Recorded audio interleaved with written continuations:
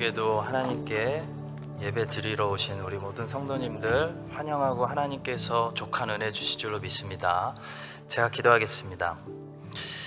언제나 고맙고 감사하신 우리 하나님 아버지의 또 자녀로 우리가 이렇게 아버지의 집에 올 수 있게 하심을 감사합니다. 금요일 저녁에도 하나님 저희가 모였습니다. 주의 사랑하시는 자녀들에게 하나님께서 성령으로 채워주셔서 성령 하나님 충만히 역사해서 우리의 모든 생각이 예수님의 생각이 되고 우리의 삶의 모습이 예수님의 삶의 모습이 되는 회복의 역사, 새로워지는 역사 우리 가운데 일어나게 하여 주시옵소서.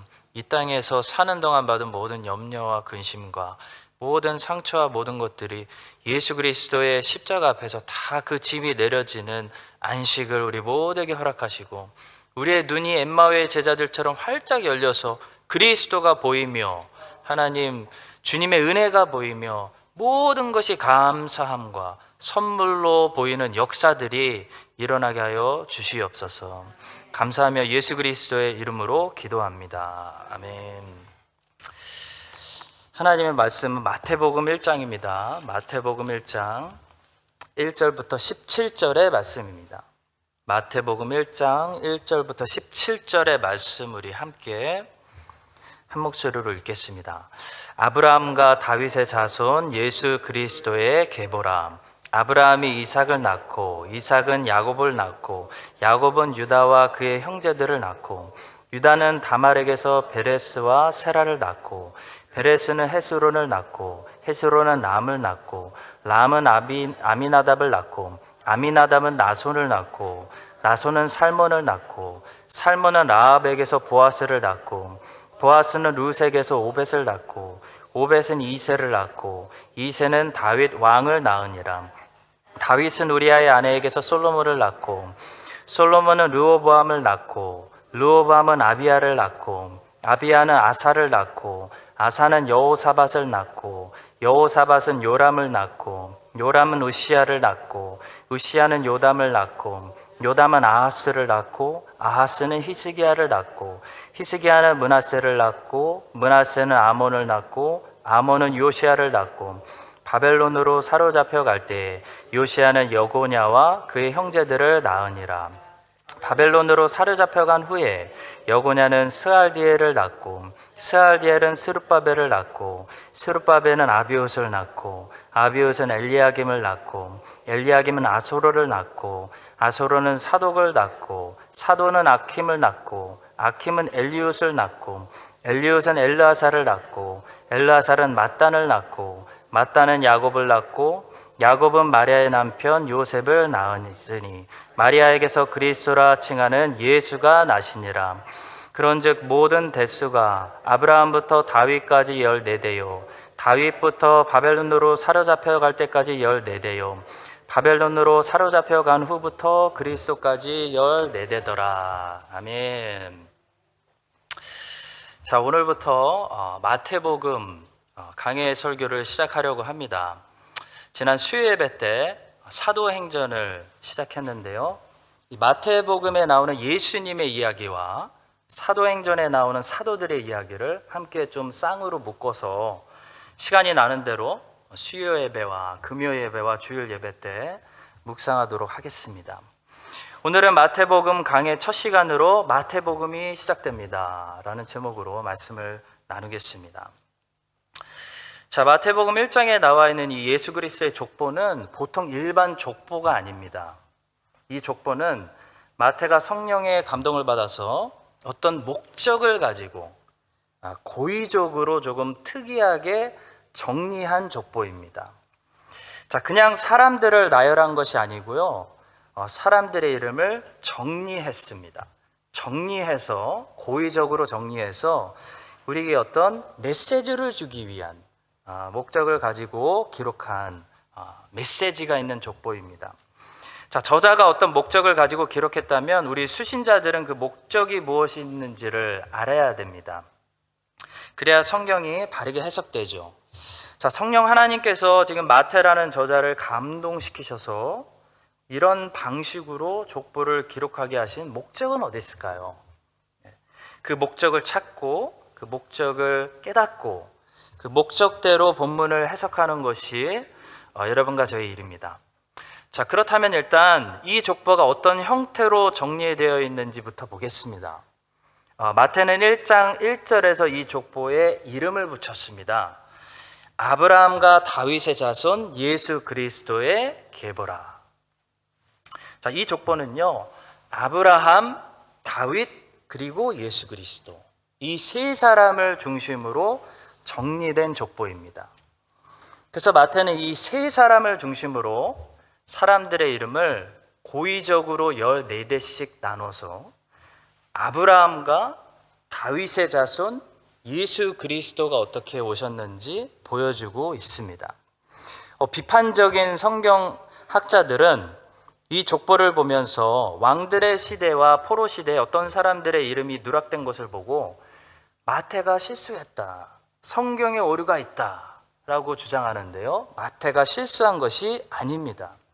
마태는 성령의 지시를 받아서 고의적으로 몇몇 사람들의 이름들을 누락시켰고요, 아브라함과 다윗과 예수 그리스도를 중심으로 14대씩 사람들의 이름을 정리했습니다. 자, 그렇기 때문에 이 족보를 통해서 지금 성령 하나님께서 우리에게 어떤 말씀을 하시고자 하는지 우리가 알려면 아브라함을 알아야 되고 다윗을 알아야 되고 예수 그리스도가 아브라함과 다윗의 자손이라는 것이 어떤 의미를 가지는지 알아야 됩니다. 자, 그래야 이 족보가 우리에게 주는 메시지, 하나님의 의도를 우리가 바르게 깨닫게 되죠.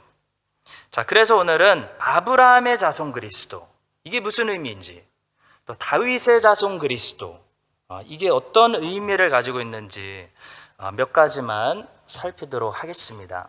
자, 먼저 첫 번째로 아브라함의 자손 그리스도는요, 약속을 지키시는 하나님을 우리에게 보여주는 말씀입니다. 자, 여러분, 성경이 계시해주는 하나님의 속성, 하나님은 어떤 분이신가? 하나님의 속성은 공유적 속성이 있고 비공유적 속성이 있습니다. 자, 공유적 속성은 뭐냐면 하나님도 가지고 계시고 우리 인간도 함께 가지고 있는 그런 공유적인 속성을 말합니다. 예를 들어 하나님은 사랑이시다, 성경이 선포하죠. 자, 근데 우리도 사랑을 어느 정도 안다는 거예요.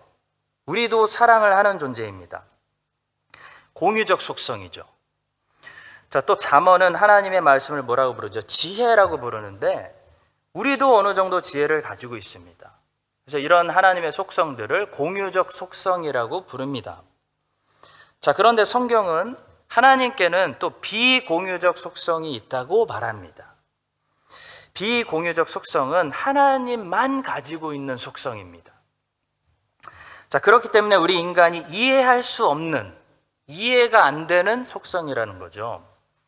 자, 예를 들어 하나님의 무한, 자존, 자족, 영원, 불변, 편만, 전능, 이런 것들이 하나님만 가지고 계시는 비공유적 속성이라고 성경은 가르칩니다. 자, 이런 것들은요, 우리 인간이 가지고 있지 않습니다. 가지고 있지 않아서 하나님이 말씀해 주셔도 사실 설명은 가능한데 이해가 불가능합니다. 자, 여러분, 이 하나님의 비공유적 속성 중에는 어제와 오늘과 내일이 동일하신, 천년이 하루 같고 하루가 천년 같은 변하지 않는 신실하신 하나님의 속성이 있습니다. 여러분과 저는 변합니다. 매일 변하죠. 하나님은 변하시지 않는다는 겁니다. 자, 여러분, 하나님께 천년이 하루 같다는 것은 천년이라는 시간이 하나님께 빠르게 지나간다는 뜻이 아닙니다. 하나님께 천년이 하루 같다는 것은 하나님은 시간 밖에 계시다는 말씀입니다. 하나님은 시간 밖에 계시기 때문에 어제와 오늘, 내일, 천년 전과 천년 후, 2000년 후에 변하시지 않는다는 겁니다. 여러분, 우리는 나쁜 습관이 있죠. 우리는 하나님을 우리 수준으로 생각할 때가 많습니다. 우리는 하나님의 이 비공유적 속성을 생각하지 않고 하나님을 내 육신의 아버지 정도로 생각할 때가 많다는 거죠. 하나님을 내 수준으로 낮추고 이해하고 생활하면 우리의 믿음이 자라지가 않습니다. 자, 하나님도 나처럼 감정이 오늘은 이랬다가 내일은 저랬다가 변할 거라고 생각하는 사람들은 하나님을 그만큼 깊이 신뢰할 수가 없습니다. 그 믿음이 자라지가 않습니다. 자, 여러분, 성경은 하나님이 변하시지 않으신대요. 하나님 안 변하신다. 성경이 선포해 버립니다. 하나님이 신실하시다는 것은 단지 하나님이 인내하신다는 것이 아닙니다. 여러분, 사람에게 참 신실합니다. 성도님 참 신실하세요. 라는 칭찬은 무슨 칭찬이냐면 그 사람이 오래 참는다. 그 사람이 잘 견딘다라는 칭찬입니다. 자, 여러분, 우리는 신실하려면 견디는 수밖에 없습니다. 제가 목회를 이제 시작했는데 예를 들어 10년 뒤에도 신실하게 똑같이 하려면 저는 견디는 수밖에 없어요. 인내하는 수밖에 없습니다. 우리에게 신실하다는 뜻은 어떻게 적용되냐면 잘 견딘다는 겁니다. 자, 근데 하나님께 신실하다는 뜻은 다릅니다. 하나님께 신실하다는 뜻은 하나님이 잘 견디신다는 게 아닙니다. 하나님은 그냥 10년 전이나 지금이나 10년 후나 변함이 없으시다 라는 것은 하나님이 영원하시다는 겁니다. 여러분, 하나님은 영원하시기 때문에 뭘 할 수 있냐면 약속을 지키실 수 있다는 겁니다. 할렐루야죠. 하나님이 오래 참으시기 때문에 약속을 지키는 것이 아닙니다. 하나님은 영원하시기 때문에 어제와 오늘과 내일이 동일하시기 때문에 약속을 지키시는 거예요. 여러분, 마태복음 1장의 족보가 우리에게 첫 번째로 선포하고 있는 진리는 예수 그리스도는 아브라함의 자손이다 라는 말씀입니다. 아브라함의 자손이라는 것은 하나님이 아브라함에게 약속하신 그 약속이 이제 성취됐다 라는 말씀입니다. 자, 여러분, 약속을 지키시는 하나님을 믿으십니까? 아멘이죠. 하나님은 어떤 분이냐면 어떤 방해에도 불구하고 어떤 부족함에도 불구하고 어떤 실수에도 불구하고 약속을 지키시는 분입니다. 이런 하나님 우리가 완전히 신뢰할 수 있다는 거죠. 우리의 신뢰의 대상이 될 수 있다는 거죠. 그게 족보가 우리에게 선포하는 메시지입니다. 자, 족보를 보시면 별의별 일들이 다 있었습니다. 사탄의 엄청난 방해가 있었습니다. 부끄러운 일들도 많이 있었습니다. 다윗은 우리아의 아내를 통해서 솔로몬을 낳았죠. 유다는 며느리 다말을 통해서 자식을 낳았습니다. 보아스의 어머니는 여리고성의 기생이었습니다. 룻은 이방인이었습니다. 유다라는 나라는 악한 왕들이 너무나 많았습니다. 툭하면 악한 왕들이 우상숭배를 했죠. 족보에 다 있습니다. 유다 왕국은 결국 망해서 바벨론 포로로 끌려갔습니다. 이 족보에 그 역사가 다 들어가 있습니다. 자, 이런 엄청난 실패, 수없이 넘어짐, 사탄의 끊임없는 공격과 방해에도 불구하고 결국 하나님께서 어떤 역사를 이루셨죠? 아브라함의 자손에서 예수 그리스도가 나신 것입니다. 이것은 영원하신 하나님이 신실하다라는 것을 보여주는 사실입니다. 여러분, 우리는 이 족보를 통해서 하나님의 약속은, 하나님의 말씀은 어떤 사탄의 방해가 있고 아무리 우리가 부족하고 넘어지고 실패해도 반드시 성취된다라는 것을 보여줍니다. 자, 또 하나님의 약속은요, 아무리 오랜 시간이 걸려도 언젠가는 반드시 이루어진다라는 것을 보게 됩니다. 긴 시간일 수도 있습니다. 구약의 조상들은 오실 메시아를 오랫동안 기다렸습니다. 언제 오시려나? 그 기다리는 시간이 내 삶을 넘어갈 수도 있습니다. 그러나 족보가 말씀합니다. 그래도 언젠가는 반드시 이루어진다. 족보가 말씀합니다. 또 하나님의 약속은 다른 곳에서 완성되는 것이 아니고 결국 하나님의 아들 예수 그리스도 안에서 완성됩니다. 예수 그리스도가 하나님의 약속입니다. 최종 약속입니다. 다른 것이 아닙니다. 다른 곳에서 하나님의 약속을 엉뚱하게 찾으려고 하지 마십시오. 모든 약속들, 모든 하나님의 말씀들은 결국 예수 그리스도 안에서 이루어집니다. 자, 성경이 많은 약속들을 하고 있는 것 같아도 결국 모든 약속들은 예수 그리스도를 향하고 있습니다. 여러분, 성도가 이 땅에서 기다리고 있는 하나님의 약속은 잘 살게 해달라는 것도 아니고요, 교회가 부흥되게 해달라는 것도 아니고요, 내 꿈을 성취하게 해달라는 것도 아니고, 결국 뭐냐면 공중으로 재림하시는 예수 그리스도입니다. 예수 그리스도의 초림, 첫 번째 오심이 이 구약의 모든 약속의 중심이었습니다. 마태복음 족보가 한마디로 정리하죠. 예수가 나심이라. 예수 그리스도의 재림이 신약의 모든 약속의 중심입니다. 예수 그리스도 재림하시면 신약의 모든 말씀이 다 성취되는 겁니다. 자, 이 사실을 우리가 기억하고요, 한 번 말씀하시면 아무리 오래 걸려도, 또 아무런 방해가 있고 우리의 부족함과 실패가 있어도 반드시 약속을 지키시고 이루어지는 신실하고 영원하신 하나님의 이 약속을 우리가 붙잡고 신뢰하며 이 땅에 구름을 타고 다시 오셔서 우리 믿는 자들을 공중으로 끌어올려 주실 우리 예수 그리스도를, 약속의 피나클을 바라보며 힘을 낼 수 있는 여러분과 제가 될 수 있기를 주님의 이름으로 축원합니다. 자, 두 번째로 다윗의 자손 그리스도는 온 세상을 영원히 다스리고 통치하는 왕이 되시는 예수님을 보여줍니다. 자, 6절 보시면요, 자, 마태는 이새가 다윗을 낳았다고 하지 않고 이새가 다윗 왕을 낳았다라고 왕을 강조합니다. 그리스도가 다윗의 자손이다라는 것은 그리스도가 왕이다라는 말과 똑같은 말입니다. 자, 당시 유대인들이 이 사실을 다 알고 있습니다. 유대인들끼리 다윗의 자손이요, 다윗의 자손이라고 부른다는 것은 지금 왕을 부르고 있는 겁니다. Promised King, 약속된 왕을 부르고 있는 말이죠.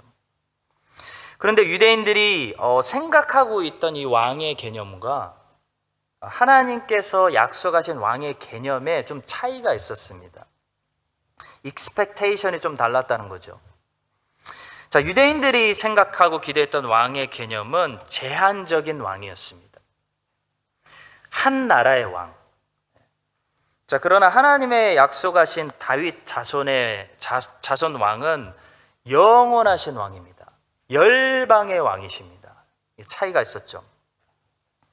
자, 여러분 잘 아시는 대로 이 구약에서 기름 부음을 받았던 선지자, 제사장, 그리고 왕을 그리스도의 삼중직이라고 우리가 부르는데요.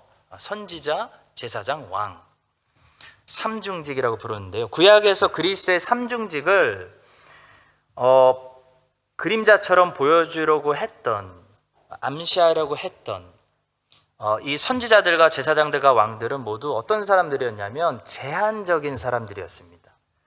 제한적인. 자, 그게 뭔 말이냐면 그들은 그리스도를 제대로 보여준 것이 아니라요, 어렴풋이 흐리게 보여줬다. 흐리게 보여주는 사람들에 불과했다. 여러분, 이 사실을 분명히 아셔야 됩니다. 자, 그래서 우리는 구약에 나오는 선지자의 모습을 보면서, 예를 들어 이사야를 보면서 저게 그리스도구나 라고 결론 내리면 안 된다는 거죠. 잘못된 길로 빠지는 겁니다. 구약에 나오는 선지자의 모습을 보면서 우리는 저 선지자보다 더 나은 선지자를 봐야 되는 것입니다. 자, 저 선지자는 실패했지만, 저것밖에 안 됐지만 엘리야가 대단한 선지자였습니다. 엘리야 거의 최고였죠. 근데 엘리야는 실패했어요. 엘리야는 실패했지만 오실 참된 선지자는 실패하지 않겠구나, 이렇게 해석을 해야 된다는 겁니다.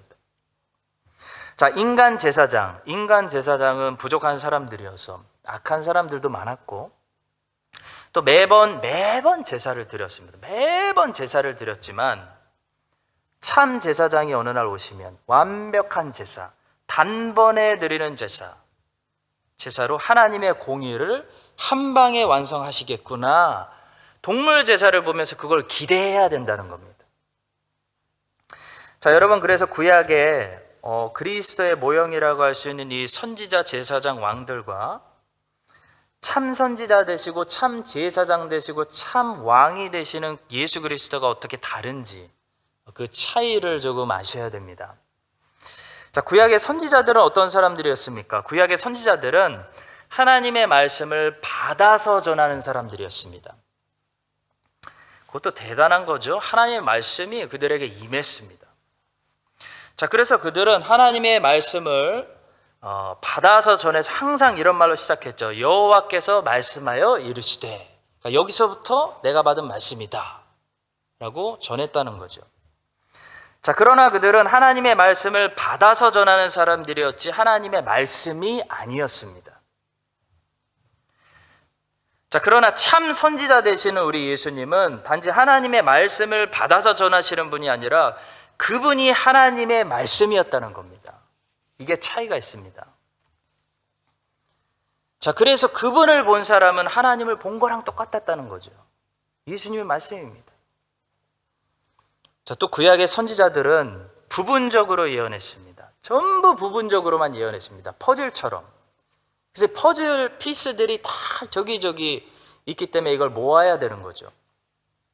한 선지자가 하나님의 모든 말씀을 다 전한 선지자는 하나도 없습니다. 그래서 우리는 한 선지자가 전한 말씀만 공부하면 하나님의 총체적인 메시지를 알 수가 없는 거죠. 오해하는 거죠. 모든 선지자들이 전한 말씀을 총종합해도 예수 그리스도를 통해 하신 말씀을 듣지 못하면 메시지를, 결론을 모르는 겁니다. 자, 하나님은 예수 그리스도를 통해서 하나님의 모든 뜻을 마지막 때에 다 말씀하셨습니다. 그래서 더 이상 다른 계시가, 추가적인 계시도 필요 없고 선지자들이 필요 없는 거죠. 이게 구약의 선지자들과 참 선지자 되시는 예수님의 차이입니다. 자, 또 구약의 제사장들은 제사만 드렸지 본인들이 직접 제물이 되지는 않았습니다. 그런데 참 제사장 되시는 우리 예수님은 제사장이시면서 제물이 되셨습니다. 자, 그것이 하나님의 공의를 만족시키는 참 제사였던 것이죠. 자, 그러니까 구약의 제사장들이 드린 모든 동물 제사들은 이 참 제사를 준비하는 모형에 불과했지 하나님의 공의를 만족시키지 못했다는 겁니다. 자, 그런데 예수님께서 제물이 되시고 제사장도 되시고 하나님께 드린 이 완전한 제사, 이 단번의 제사는 하나님의 공의를 영원토록 만족시키는 완전한 제사였기 때문에 다시 죄를 속하는 제사를 드릴 필요가 없게 됐다는 거죠. 모든 종교가 거기서 끝났다는 겁니다. 이것이 구약의 제사장들과 참 제사장이신 예수님의 차이입니다.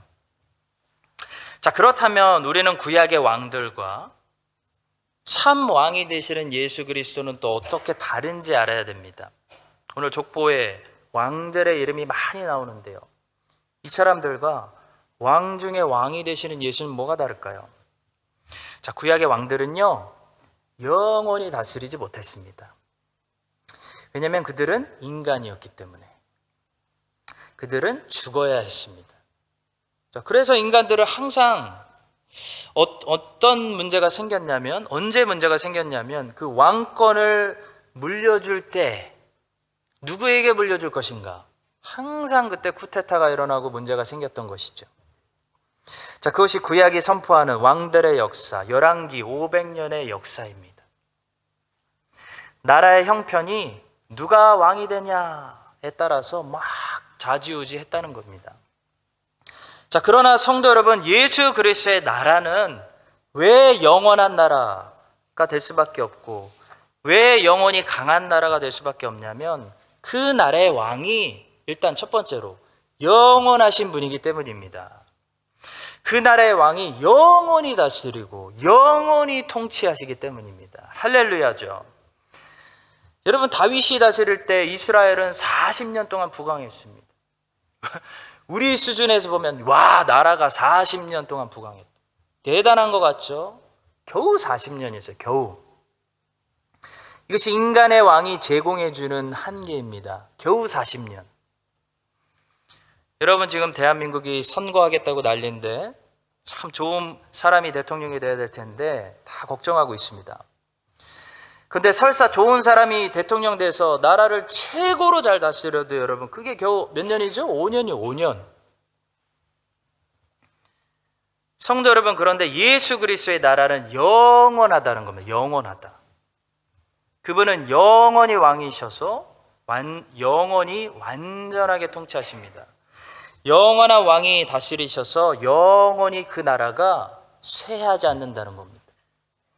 경제가 흔들리지도 않고 물가가 오르지도 않고 빈부 차이가 나지도 않고 범죄도 없고 가난도 없고 질병도 없는 병원과 의료 시스템이 필요 없는 영원한 나라가 우리 예수님이 다스리시는 나라라는 겁니다. 예수님을 믿고 우리가 구원받는다는 것은요, 이 나라에 들어간다는 것을 말합니다. 이 나라의 시티즌십을 받는다는 것을 말합니다. 여러분 뉴질랜드 영주권 딴다고 너무 기뻐하지 마십시오. 별거 아닙니다. 첫째로 이 나라가 언제까지 부강할지 모르기 때문에 별거 아니고, 두 번째로 이 나라가 부강해 봤자 우리는 이 나라에서 100년도 살지 못하고 떠날 거기 때문입니다. 하나님 나라의 시민이 되었다는 것을 감사하시고 사시기 바랍니다. 그 나라가 더 이 땅에 어서 오기 위해서 기도하고 전도하고 하나님의 뜻대로 삶을 살아가는 우리 모두가 될 수 있기를 영원하신 왕 주 예수님의 이름으로 간절히 축복합니다. 자, 마지막 세 번째로요, 왕이신 그리스도는 겸손한 왕이었다고 오늘 1장 본문이 말합니다. 왕이 오셨는데요, 그냥 오시지 않았어요. 좀 특이하게 오셨는데, 모든 사람들의 기대를 깨고 오셨는데 죄인들을 구원하시기 위해 겸손히 오셨습니다. 마태복음 1장 족보가 우리에게 주시는 분명한 메시지죠. 왕이 왕처럼 오시지 않았다는 겁니다. 왕이 왕답게 오시지 않았습니다. 왕이 어떻게 오셨죠? 16절의 말씀, 16절 말씀 우리 함께 큰 소리로 선포하겠습니다. 야곱은 마리아의 남편 요셉을 낳았으니 마리아에게서 그리스도라 칭하는 예수가 나시니라. 겨우 마리아라는 이스라엘의 가난한 처녀 통해서 예수가 나신 겁니다. 여러분, 요셉은 어떤 사람이고 마리아는 어떤 사람이었죠? 매우 가난한 사람이었습니다. 가난해도 너무 가난했죠. 예수님보다 더 가난했던 선지자 구약에 없었고, 예수님보다 더 가난한 제사장도 없었고, 왕들은 말할 것도 없습니다. 구약의 왕들은 어마어마한 부자였습니다. 예수님이 참 왕이신데, 참 제사장이신데, 참 선지자인데 제일 낮은 곳에, 그것도 마구간에, 그것도 말구유에 오셨다는 거죠. 좋게 말해서 말구유지 사실 동물들의 여물통에 누우셨다는 겁니다. 가장 높으신 영광스러운 우리 하나님의 아들이 가장 낮고 천한 곳에 인간의 몸을 입고 오신 것은 죄인들을 구원하시기 위함이었습니다. 우리는 여기서 엄청난 중요한 사실을 하나 배우게 됩니다. 죄인을 얻으려면 반드시 우리의 겸손이 필요합니다. 우리가 겸손하지 않고, 우리를 낮추지 않고, 우리를 희생하지 않고, 우리는 하나도 손해보지 않으면서 그냥 예수 믿으라고 하면 죄인들이 회개 안 한다는 겁니다, 여러분.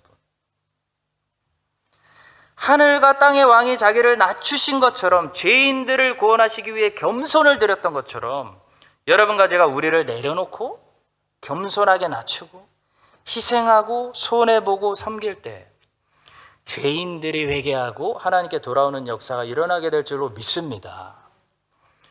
그래서 복음을 전하는 사람들을 보니까 공통점이 있어요. 다 겸손한 사람들이에요. 복음 전도자들, 복음을 전하는 사람들은 겸손해지지 않을 수가 없었습니다. 왜냐하면 복음의 내용 자체가 겸손해요.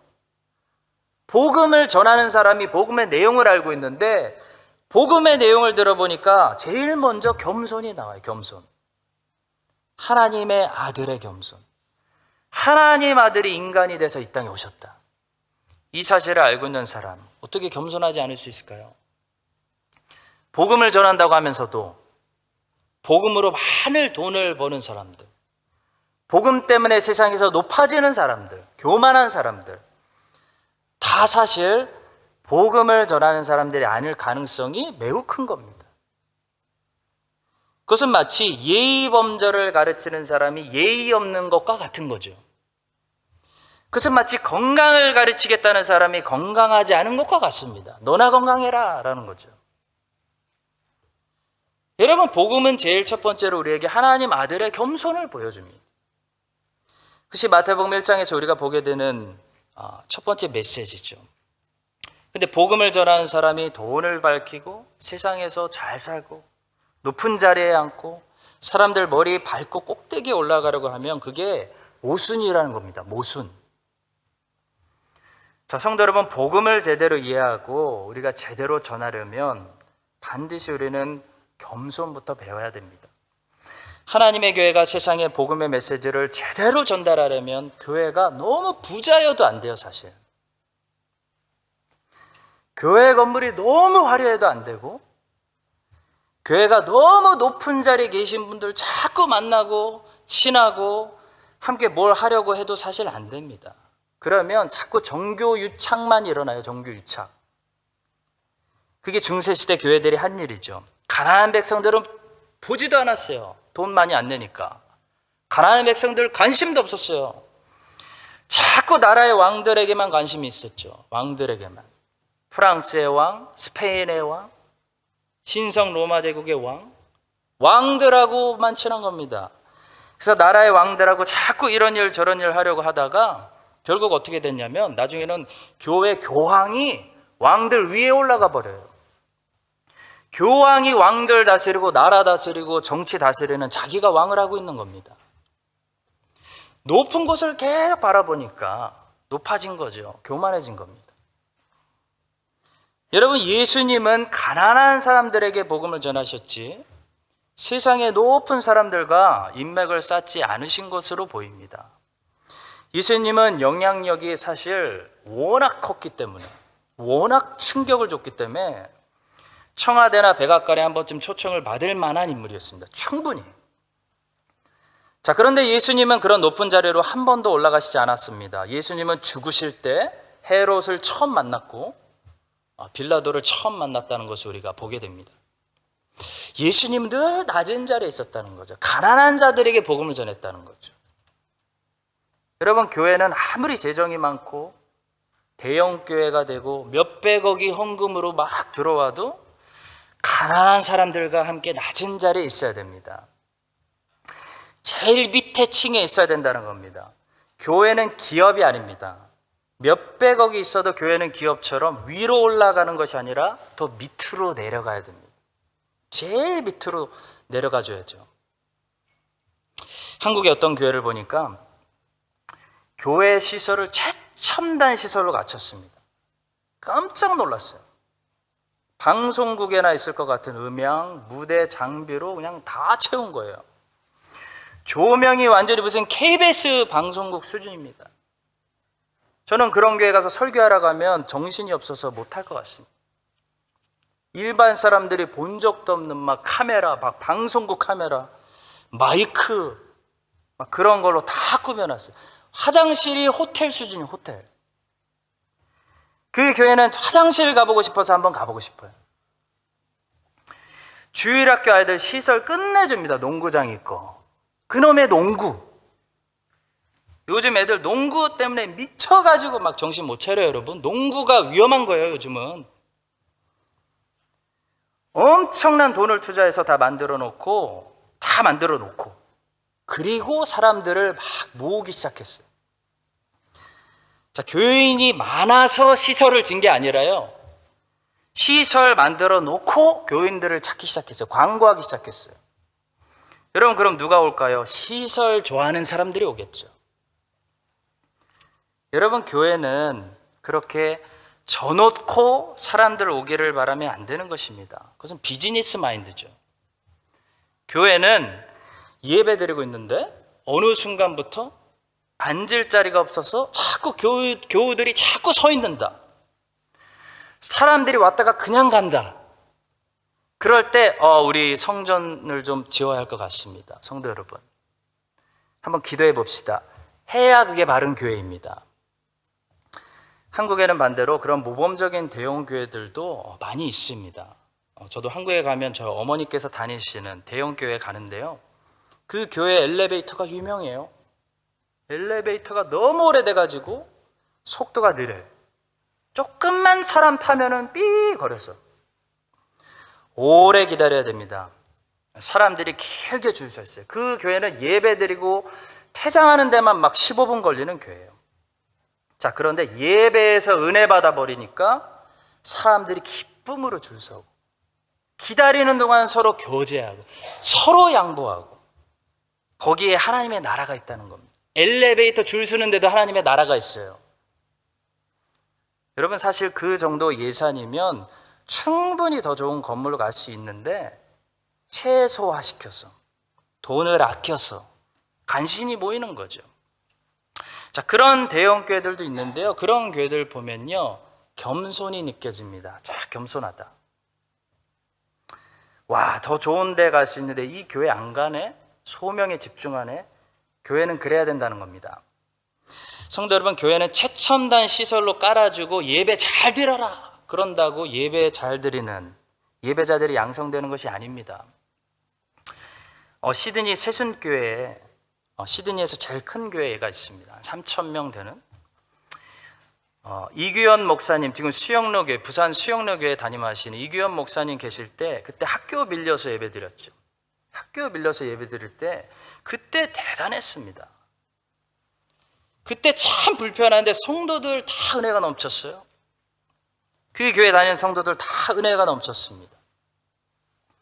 자, 근데 새 건물 어마어마하게 져놓고 주일학교 교육관 안에 실내 농구장 들어가 있고, 이규현 목사님 수영로 교회로 떠나시고 그 다음부터 계속 어려운 소리만 들려옵니다. 정말 안타깝습니다.